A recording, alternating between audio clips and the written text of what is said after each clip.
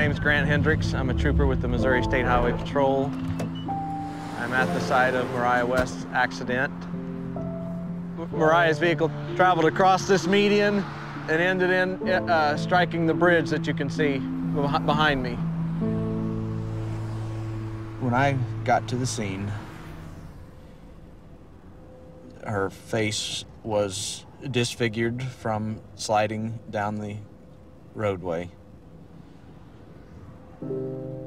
It's funny, the first thing I noticed about her was her shoes. Lying in the roadway in a large pool of blood, I noticed her shoes, and I thought, this is a young girl. That's the first thing I thought when I saw this. And at that point is when I noticed her cap and gown was still in her car. She was going to graduate the next day. It was just a really horrific scene, all because of a senseless text message.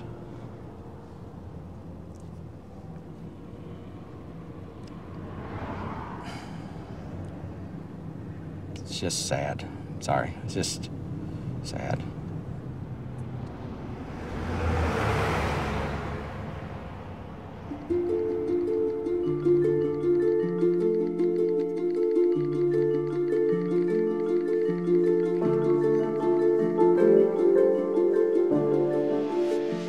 Ashley would text hundreds of messages every day. That was the way we kept in touch. We would definitely text more than we talked. Mariah was a multitasker extraordinaire. She could text better than anyone I know. She could be having one conversation with me, completely focused, while having a text conversation with somebody else. When you do something 7,000 times a month, you tend to learn where those 26 letters are. We would be at school, at home, movies, bowling, driving. Not even looking at her phone. Just simple, insignificant, useless bullshit, whatever it may be. About anything and everything. Just a way to pass the time. It didn't matter where we were constantly texting. This is my sister. She was looking at my message that I had just sent her. When she looked up, she had clipped the median on the left-hand side of the road. Her truck flipped, and as it was flipping, she was actually ejected through the driver's side door, and she landed in the ditch about 300 feet from her truck. People will tell you over and over again, it's not your fault. But knowing that you were the person that she was talking to when she was killed. Just knowing, having a highway patrol officer write in a report that a text message sent at 12:05 is the reason that she is dead is not something that will ever go away. If I could talk to her one last time, I would just say, I'm sorry.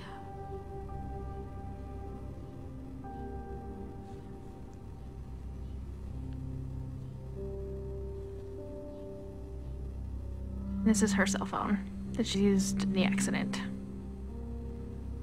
4 little letters. That's what killed her.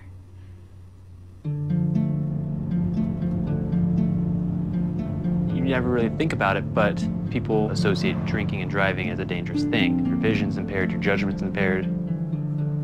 But if you look at texting and driving, your vision's not even there. You're not even looking at the road.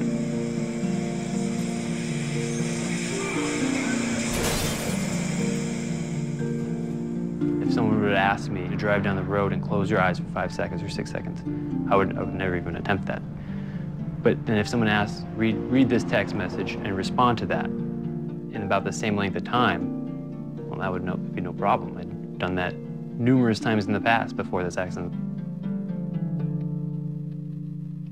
I was on my way home. I had my girlfriend in the car, and I'm just reading a text message, responding.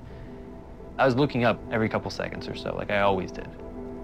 And I just hear a loud scream next to me, and the next second I look up and I see a bicyclist crashing the windshield.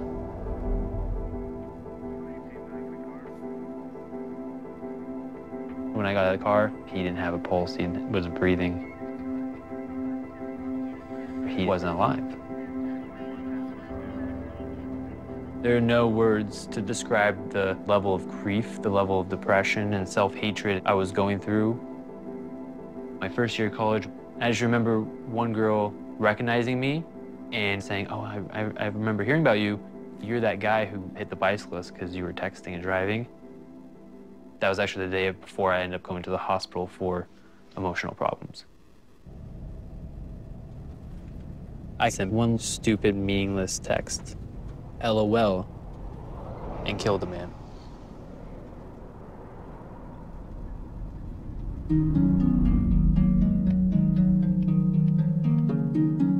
People don't realize it could just take 3 seconds. I was going to the movies and the car just went directly into a tree and it was a direct collision. I was the passenger. I collided with the tree on my right temple and I was declared dead on the scene 3 times. I used to be able to drive. I used to be able to go for walks. I used to be able to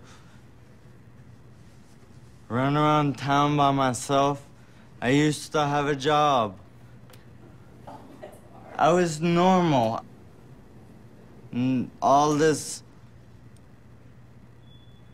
I cannot do anymore because they had the text. This is the text message that changed my life forever.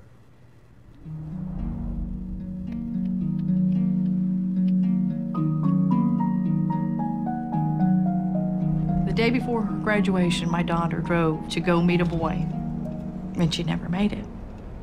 Today, she would have been 19 years old, exactly. Mariah never wanted a minute to go by that she wasn't doing something. She wanted to do everything all at one time with friends and family and just having a good time. That's what she loved. Friends would tell me from school that, you know, the best part of the day at school was Mariah coming down the hall because she'd stop to give everyone a hug.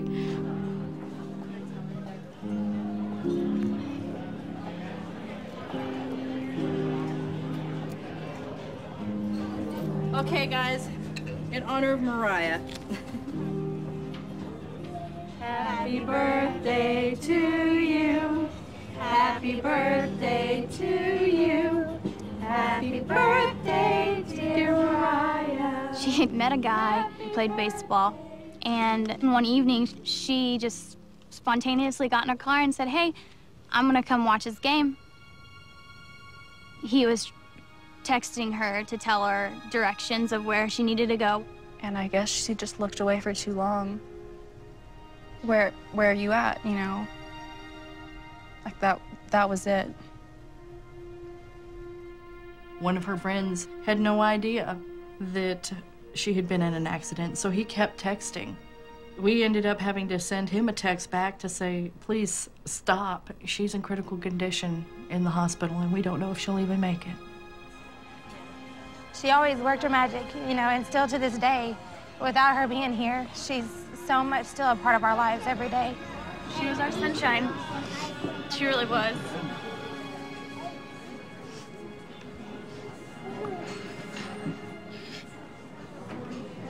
She was. It's a simple text message. Where are you at? 3 simple words. She paid the ultimate price for her actions. I've had to do this more than once. Mariah is not the only victim that I've dealt with. And it never gets any easier. And it won't get any easier. What is worth losing your life over? That text message